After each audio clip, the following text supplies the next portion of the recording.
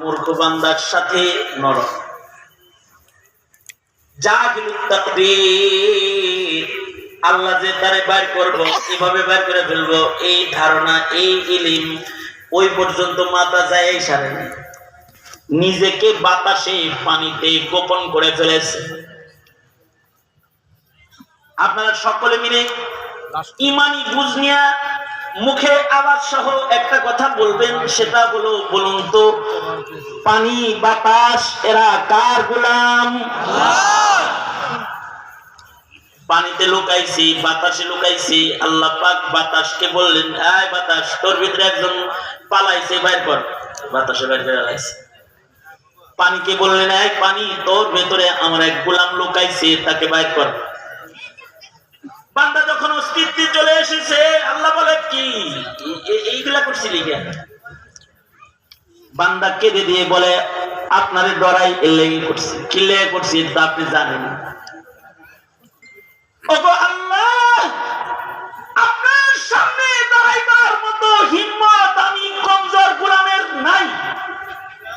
আমি কেমনে দাঁড়াবো আপনার সামনে? এজন্য আপনার কাছ থেকে আমি নিজেকে আড়াল করার জন্য এগুলো করছি। রব্বে কারীম এই কাফন চোরের তাকওয়াকে মূল্যায়ন করেছেন। সরওয়ারে দু আলম নবী বলেন, তার তাকওয়ার মূল্যায়ন করে আল্লাহ তাআলা ফেরেশতাদের বললেন, ও আমারে ডরাইছে, ওরে আযাব দিও না, আমি ওরে maaf করে দিছি। এজন্য আল্লাহ বলেন, তুমি যে আমারে ভয় পাও এটা প্রকাশ করো।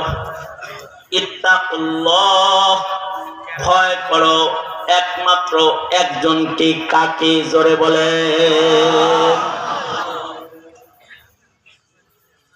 অন্যত্র আল্লাহ বলে, হাক্কা তুকাতি, ভয় করার মতো ভয় করো। ভয় করার মতো ভয় করলে কামিল মুসলিম হবে, ছোট গুনাহ করবে না।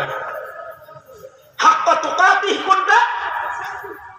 হাক্কা তুকাতি বুঝাইতে গিয়ে হাকিম মুহাম্মদ থানভী যে দৃষ্টান্তগুলো আনেন, জাস্টিস তাকি উসমানী ও ওনার খুতবাতের ভেতরে এগুলো আনছেন, সেটা হলো হযরত ওমর মরুভূমির উপর দিয়ে যাইতেছেন, দেখে এক ছাগল চড়াই না, রাখাল ছাগল রাখে, ওনার খিদা রাখছে।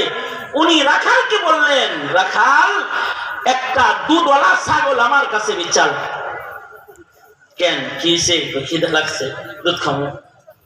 আমি ছাগলটা কিনি, আমার জন্য দুধ খাওয়া হালাল হয়ে যাবে, আমার কাছে নিচে ফেলা।